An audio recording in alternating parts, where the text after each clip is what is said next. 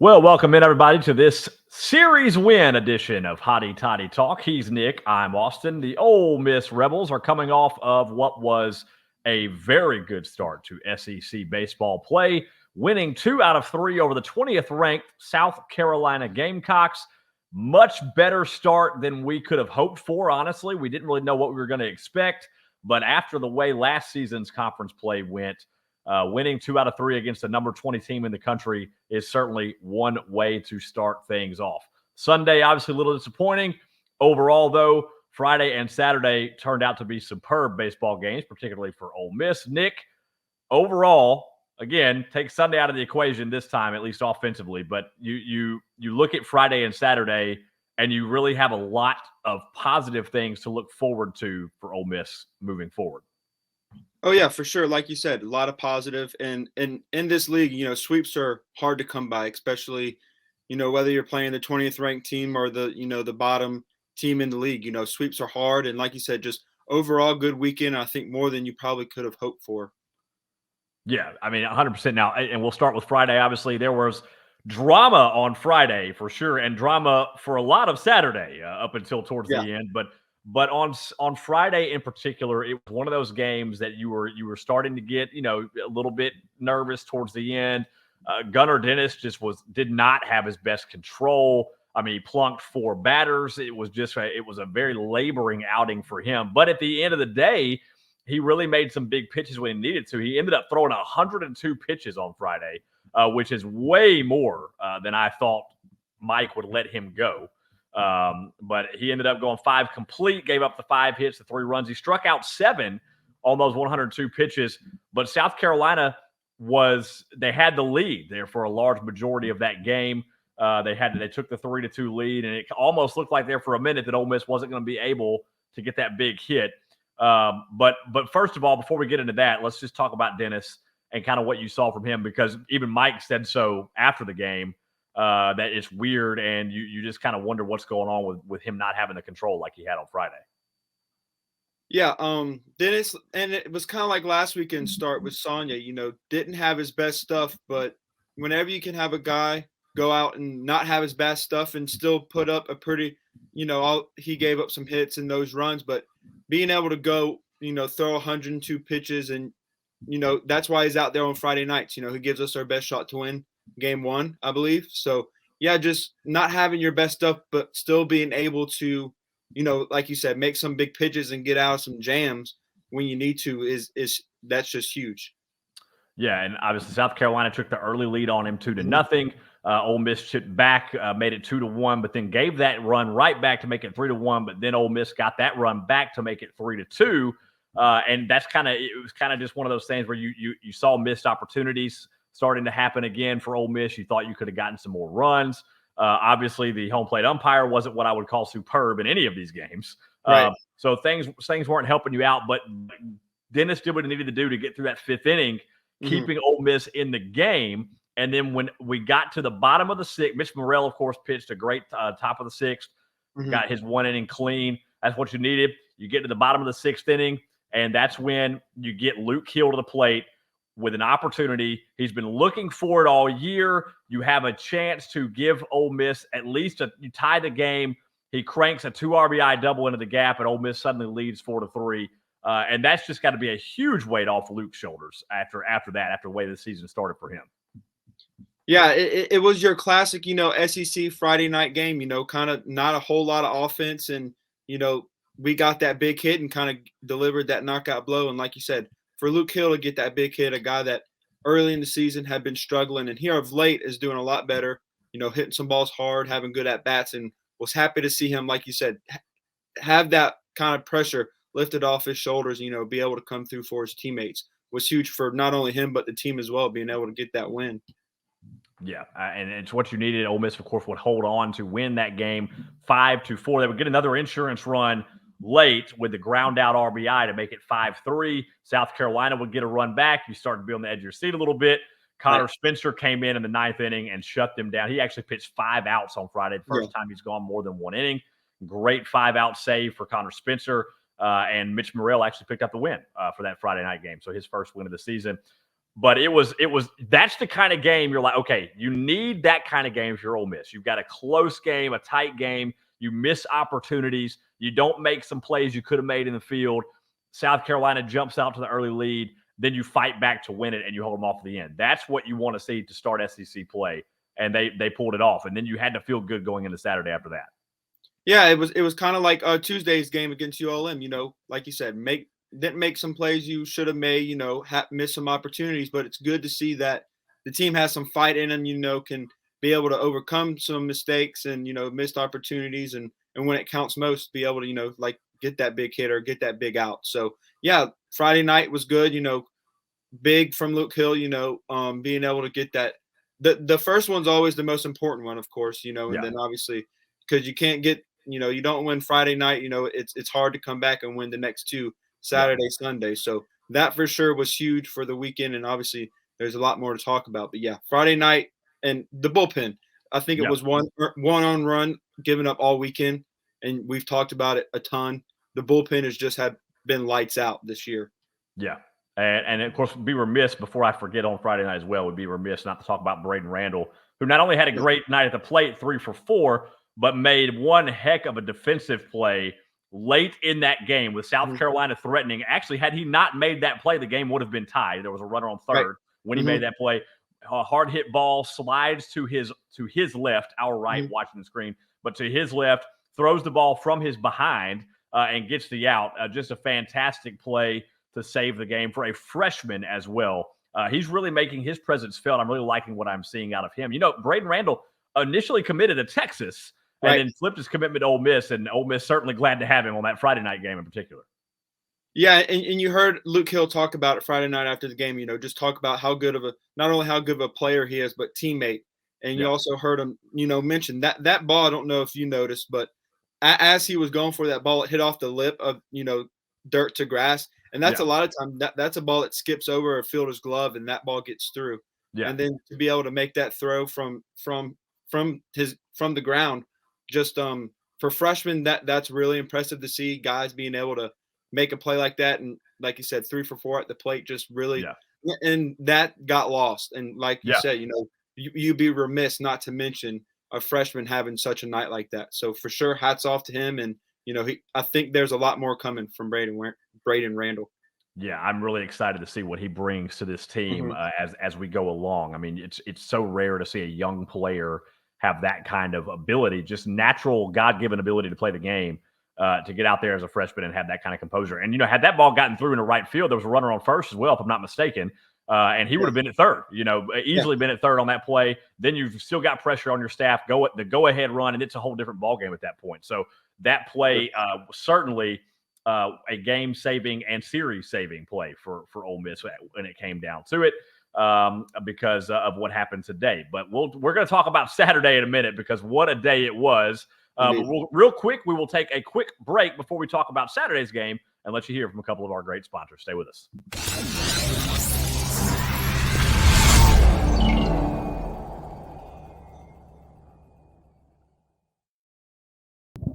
What's going on, guys? It's Austin with Hotty Toddy Talk and the Rebel Walk, here to tell you about 2 of our fantastic sponsors that are on board with us this season. You guys know the first one like the back of your hand by now, Dead Soxy and DeadSoxy.com. We love these guys, and you guys should too. If you're not wearing Dead Soxy socks by now, what are you waiting for? You can use the code Rebel Walk anytime and get 25% off site-wide. Doesn't matter if Ole Miss wins or loses on the field, you get 25% off site-wide with the code Rebel Walk. And while you're there, check out their Ole Miss exclusive NIL socks to upgrade your socks and elevate Ole Miss. Support Ole Miss athletics and specific Ole Miss athletes with their NIL exclusive socks. Check them out at deadsoxy.com. And secondly, we're thrilled to have on board with us this year Rebel Closet. If you're looking to refresh your wardrobe, get Rebel ready for less with Rebel Closet at 914 Jackson Avenue East. It's the best kept shopping secret in Oxford. Give them a call, 662-912-0393 with any questions that you may have, or check them out on Instagram at rebelcloset_OX. Rebel Closet, get Rebel ready for less.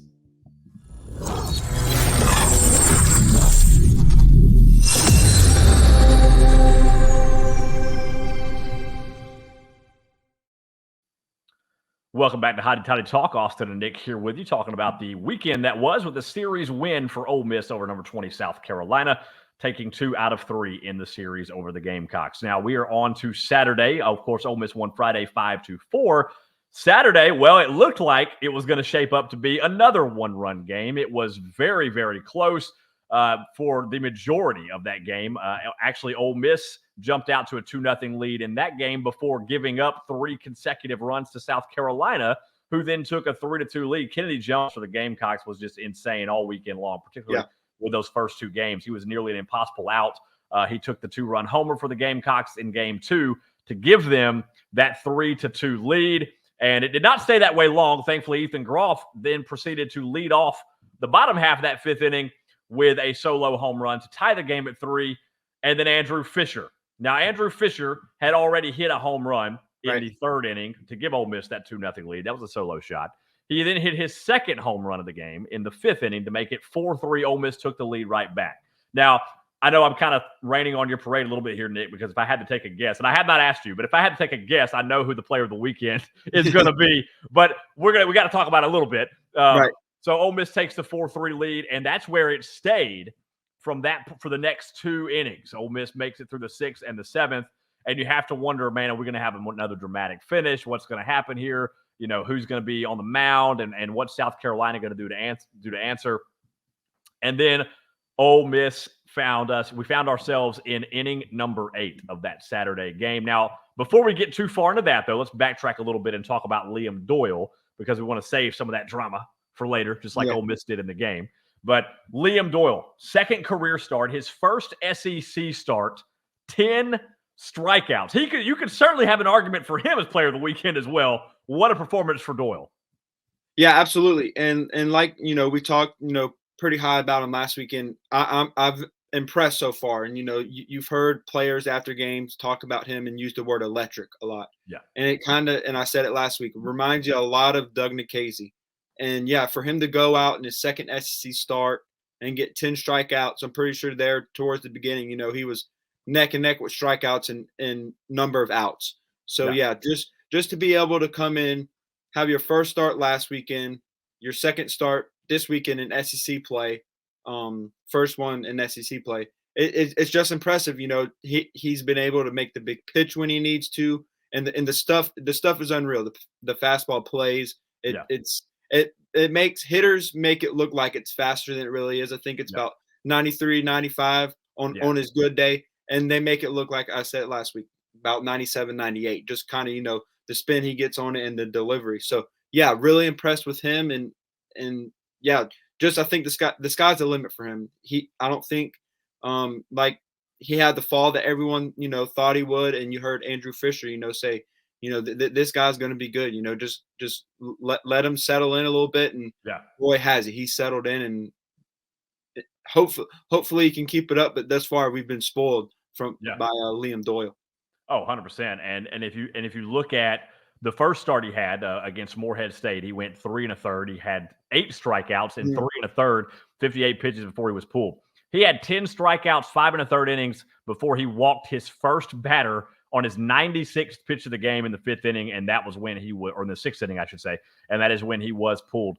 You could tell he was kind of gassed. His control wasn't there towards the end, and he was starting to struggle a little bit with command of his pitches, and I think it was a good call to pull him when you did. But still, absolutely magnificent outing from Doyle. Exactly what you needed. I mean, you come out there making your first career SEC start against the number 20 team in the country. Now, Coastal Carolina has played some good teams and played some good ball where he came from, but the SEC is a different animal. It's a completely different animal, and Liam Doyle came out there and made it look easy. He gave up 6 hits, but just 3 runs, 10 strikeouts. He only walked 1 on 96 pitches before Wes Mendez came in and got out of that inning without allowing any damage. Another good outing from him. You really like to see that from the young arms. And then, of course, Josh Mallitz comes into the game. And Mallitz came in a real crucial situation because it was actually prior to inning number 8. He came in with Ole Miss still in a tight game, pitched an inning and 2/3. And Mallitz was robbed so badly of a strikeout on the last batter that he faced. And then you see him bounce right back and throw the pitch in there again and get him on the next one. Or 2, I think it was actually 2 pitches later. I think it was a foul ball in between. But Josh Ballots, how electric is that? You saw him get fired up, and I think that was kind of the spark plug for what we saw offensively in the 8th inning. Absolutely, yeah. He's just got that killer mentality. Umpire missed a call, and he's like, okay, give me the ball, do it again. And that's what kind of like a Dylan DeLucia, just kind of a dog mentality, and here it comes, hit it, get your best swing off because it's coming, and you're probably not going to hit. That's how he thinks. You got to have that confidence as a pitcher in this league, and yeah, for sure, good thing. And you hear it from him in the post game interview. Yep, he's just the guy that wants the ball. So yeah, definitely happy that he's on our team. Yes, absolutely. I would not want to face him. Yeah. And that, of course, that's not to say that there are not a lot of really good pitchers in the SEC, because there are. Yeah. But yeah, definitely glad to have Josh Ballots back this year, and glad to have him on the side of the Rebels. And then that takes us, of course, to the 8th inning, where Ole Miss comes to bat, leading the game still 4-3. And you might say at that point things got just a hair out of hand in the 8th inning, just a little bit, with the Rebels taking off. It started with a Trason Hughes single, with 2 RBI single that scored Markle and Hill, it was a very long single, but because of the flight of the ball towards Kennedy Jones in the outfield, it looked like Jones was going to make that catch. So the runners had to kind of stay put until it went over his head. And then Hughes stops at first, of course, because the runner's in front of him, and he starts celebrating at that point. I don't think he ever realized he could have probably made it the second. Yeah. Just kind of one of those things that happens when you get caught up in emotion. But the Ole Miss had the insurance for the 6-3. Then Birch got the RBI single to make it 7-3. Groff got the RBI single to make it 8-3. There were a couple guys on base. And who was coming to the plate but Mr. 2 home run day so far, Andrew Fisher, who decided, you know what, let's just not even make it close anymore, and crushes a 3-run bomb to make it 11-3. Ethan Leger added on one just for kicks to make it 12-3. You thought Ole Miss might run rule them there, keep it going, but a 12-3 by the end of it, and that's where it would be final. 8 runs in the 8th inning, and Ole Miss took game 2, 12-3. What an 8th inning it was, and what a game it was. We're not going to talk about it just too much. I don't want to. I mean, you know what? Let's just do it this way, Nick. How about let's change it up? Let's keep the people on their toes. Yeah. Let's just, instead of doing it at the end, because we're already talking about it, we might as well talk about it now. Nick, go ahead and tell about your player of the week.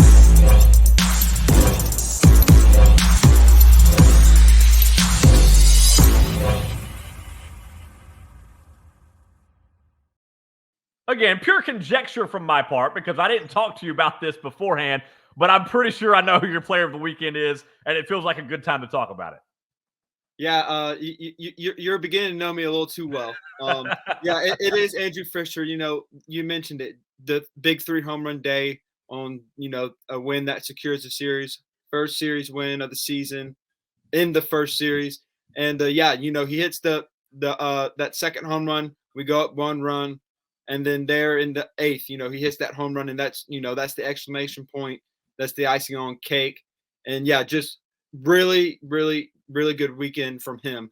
I think he only ended up getting 2 official at bats Friday night. I think he scored a run, but although he didn't get a hit, just the quality at bats from this guy are just really, really good. And it's although he got off to a slow start, he's starting to become that guy that we heard about so much in the fall. The guy that was coming off his freshman season at Duke, had such a good year and coming in, and and the home runs he hits are just pure majestic. They are beauty. They are beautiful, and he doesn't cheat himself. When he's going up there, he takes some hacks. So yeah, Andrew Fisher, 4 for 11, 5 RBIs this weekend, and I would be surprised if he didn't get some weekly honors this week, especially with the game he had against ULM there with the big game there. So yeah, Andrew Fisher, like I said, you're starting to know me a little well, but yeah, you guessed right, and player of the weekend, Andrew Fisher. It's almost like we've done this before. Right. But, of course, Fisher now leads the team in both home runs and RBI after this weekend with the 9 homers, of course. And I was certainly hoping he was going to get 10 today when he came up with the bases loaded. But we'll talk about that in a minute. But it just today just wasn't a great day. And we're recording this show on Monday or on Sunday today. So that's why I said today.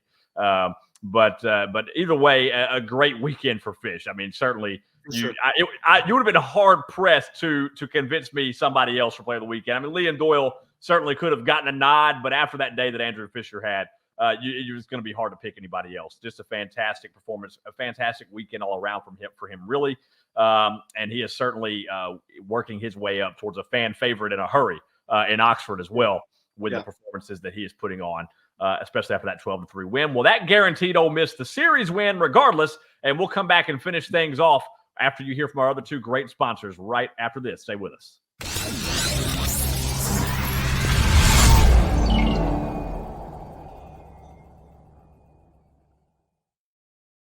What's going on, guys? It's Austin with Hottie Toddy Talk at the Rebel Walk, here to tell you about two more of our incredible sponsors that are on board with us this year. We're so thankful that they are a part of what the Rebel Walk is doing. The first is going to be Brown Insurance Agency, located at 1328 North Lamar Boulevard in Oxford. Give them a call, 662-234-2941, for all of your insurance needs. Business, auto, home, life, health. Anything you need, check them out. Brown Insurance Agency, browninsurance.biz. And our second sponsor that we're so glad to have on board with us this year is Phoenix Embroidery Company. If you're looking for a one-stop shop for all of your embroidery or screen printing needs, check out Phoenix Embroidery Company, 2580 Jackson Avenue, right there in Oxford, 662-473-8085. Give John Eakes and his team at Phoenix Embroidery a call for the most professional screen printing and embroidery work you'll ever need. Phoenix Embroidery Company.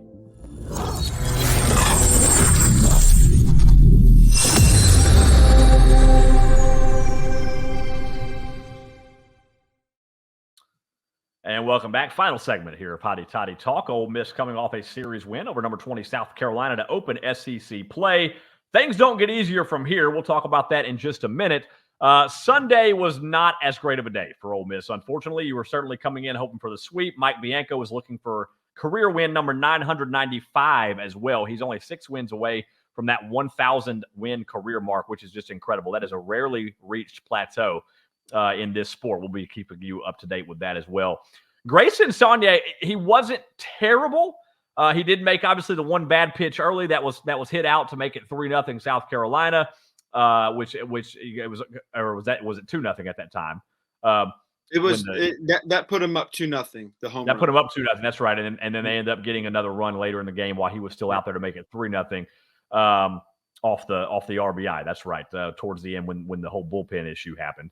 But it was certainly not it was not his best day. There was a lot of contact, and we actually talked about that recently with him. You pitch to contact, but you don't want that contact to be solid.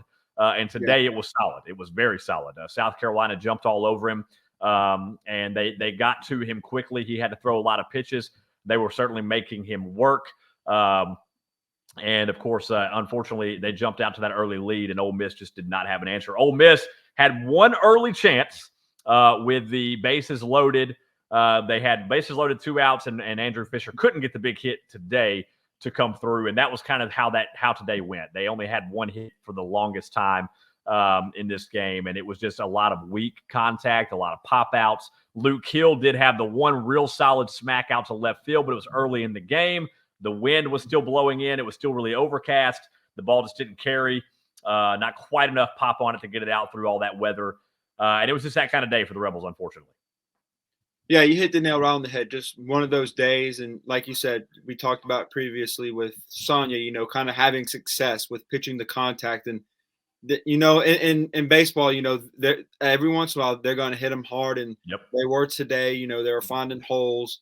And, just at the plate, it looked kind of like to me that they were a little uncomfortable at the plate with some of that bats that they were having, maybe just not, I don't want to say complacent, with the series win already coming into the day, but definitely some, and I'm not saying that they were uncomfortable, just from my point of view, kind of seeing, some of the at bats that kind of looked uncomfortable, with some of this softer contact. But yeah, Luke Hill though did have, and also to go off, Friday night, smokes that ball in the gap Friday night, and he's been hitting the ball well.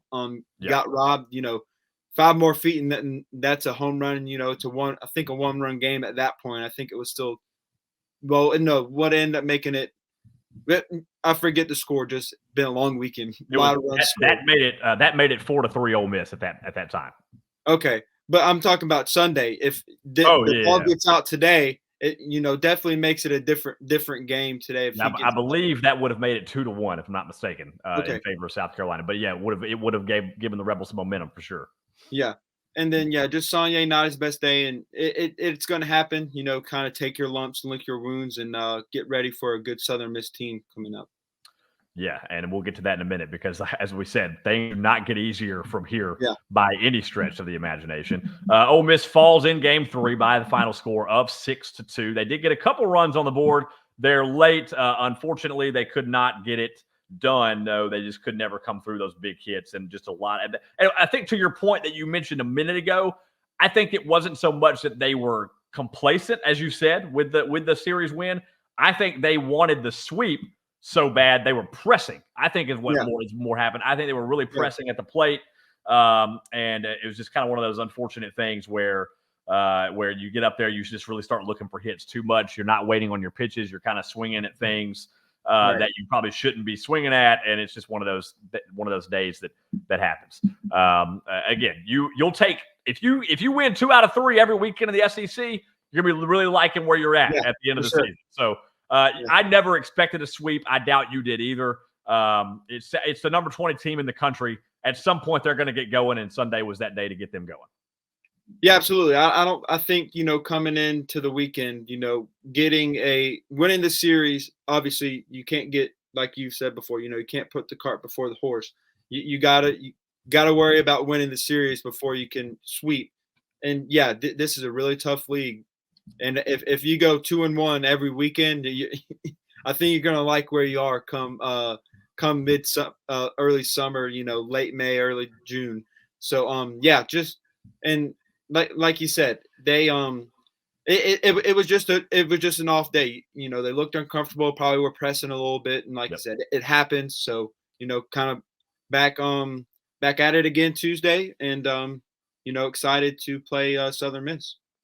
Yeah, and Southern Miss, of course, they are currently 13-6 overall. They have won 3 in a row, including over Alabama, who is a nationally ranked team and just beat Tennessee 2 games out of 3 this weekend. We'll get to that in just a minute. Southern Miss, of course, they had a crazy game last night against Marshall. They won it 2-1 in 13 innings on an obstruction call. That game, both pitchers had a no-hitter midway through that game. It was insane. Southern Miss and Marshall this weekend. They are currently playing right now, and I believe it is 2-0 Southern Miss as we speak. So the Golden Eagles or the Yellow Chickens or whatever you want to call them, they are currently on a 3-game winning streak, trying to make it 4.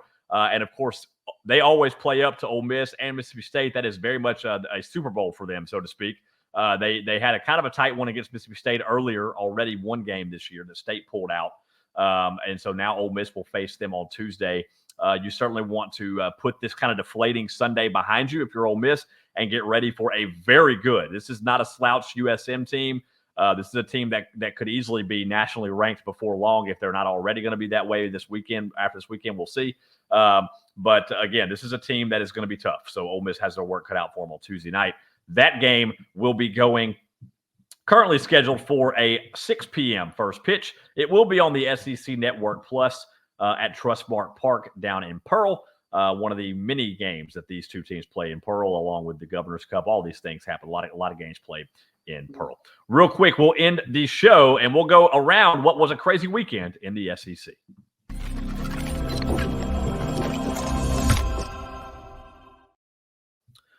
Well, it was indeed a pretty insane weekend of Southeastern Conference baseball. Yeah. What do you expect? It's the SEC. Most notably, Mississippi State, the rivals down in Starkville, had number 2 LSU in town this weekend. Game 1 went to the Dogs 10-4. They whopped LSU. Game 2, LSU jumps out to a 9-0 lead. Mississippi State roars back and loses 9-8. They almost came back and won that one. And then game 3, it was a run rule victory for Mississippi State, 15-5. LSU is going to be reeling a little bit, going 1-2. And the last 3 national champions have been Mississippi State, Ole Miss, and LSU. the last 3 national champions have all lost their opening series of SEC play the following year. Mississippi State lost 2-1 in 2022 in their opening series. Ole Miss was swept last year by Vanderbilt in their opening series. And now LSU loses 2-1 to Mississippi State in their opening series the year after following national champion. The national championship curse is alive and well for SEC baseball teams. Alabama wins 2 out of 3 over Tennessee in a ranked matchup there. That one was at Alabama. How about Kentucky sweeping Charlie Condon in Georgia? Condon, one of the best hitters in the country. That was a little surprising. I'm not going to lie about that one. I thought that might be 2-1, if anything. That outside of State over LSU, that's the other one that kind of stands out to me. Kentucky over you just said it, Georgia, and Charlie Condon, best hitter in the country. I think coming into the weekend, Georgia had lost 1 game, maybe. Yes, they had lost just 1 game, if I'm not mistaken. Coming into the weekend, you would be correct. They were 17-1 entering the weekend. Yeah. So and I said it last show. I think this year is going to be a lot like football season was, a little bit more parity in the league, and you kind of saw that this weekend for sure. You did, and not only that, but we also saw Auburn get swept by Vanderbilt, and that's again Auburn was nationally ranked coming into this. That's another one you thought would easily be a 2-1. At best, somebody's going to win that series, but not sweep it. Arkansas, of course, sweeps Missouri. They had the easiest opening weekend series of anyone for sure. Playing Missouri. Missouri doesn't have a super solid ball club, at least so far. No shot to them at all, but just not the top tier of the SEC so far. And then of course Florida and Texas A&M was the big series of the weekend. Florida takes 2 out of 3 against the Aggies. The Aggies actually entered the weekend undefeated and lose 2 out of 3. That left Florida State as the only undefeated team left in the country, and they are still that way after the weekend. They are just an unbelievable ball club down there. With Link Jarrett, of course, leaving Notre Dame to come be their coach, and he has not skipped a beat by any means. So Florida State sweeps Notre Dame, ironically enough, to stay undefeated. So that's how things are starting out around the SEC. Again, this is a conference that's going to beat up on each other. And Ole Miss's next SEC foe, well, it's up in Knoxville against Tennessee. Yikes. If you thought things were going to get easier from here, they're not. And Tennessee's going to be angry. They certainly have. They've lost 2 out of 3 to Alabama now. Nobody's perfect. Nobody's invulnerable. Everybody has their weaknesses. Of course, the last time we saw Tennessee, it was not great for Ole Miss. It was a 3-game not at all. The best thing about that series was Lane Kiffin throwing out the golf ball instead of the baseball for the first pitch. After that, it all went downhill from there. and Ole Miss certainly hoping to rebound from that. So you'd certainly like to go on the road and win that series. We'll see. We will, of course, have that preview show coming for you at some point on either Thursday night or Friday morning. So, of course, stay with us for that. But again, Tuesday night, Ole Miss in Pearl to take on Southern Miss at 6 p.m. on the SEC Network Plus. I presume Riley Maddox will get the start for Ole Miss and have not got that official yet. And we'll, of course, update you on who Southern Miss names as their start as well and keep you up to date with all of that. Nick, any last thoughts on the series win that was this weekend? No, just, I think we kind of hit it all, just overall a good weekend. You would have liked to get the sweep, but it's hard to do. So on to the next, kind of lick your wounds and, hopefully JT Quinn's okay. Not sure what exactly happened there. That was weird. We forgot to mention that. But that was strange. Hope he's okay. Everything else, I would presume as well that's going to be Riley Maddox against Southern Miss on Tuesday, but not sure who they're pitching either. So we shall see. And I actually, while you were talking, I was just looking, and it is a back injury. Per Mike Bianco on his final pitch of the bullpen, but did not know anything further as of now. I'm sure they'll find out something tomorrow. But as of now, JT Quinn has indeed injured his back, so hopefully he will be okay. He was preparing to come into the game today for Grayson Saunier when he did injure his back on his final throw of the bullpen. That kind of led to things unraveling a bit further before Austin Simmons could get warmed up. Very strange sequence happened there. But, it was, at the end of the day, it didn't make much difference regardless. Ole Miss couldn't get things going. But again, Tuesday night, 6 p.m. in Pearl, Ole Miss and Southern Miss. We will talk to you again on Thursday. Have a phenomenal week, and we will see you guys Thursday, and hotty toddy.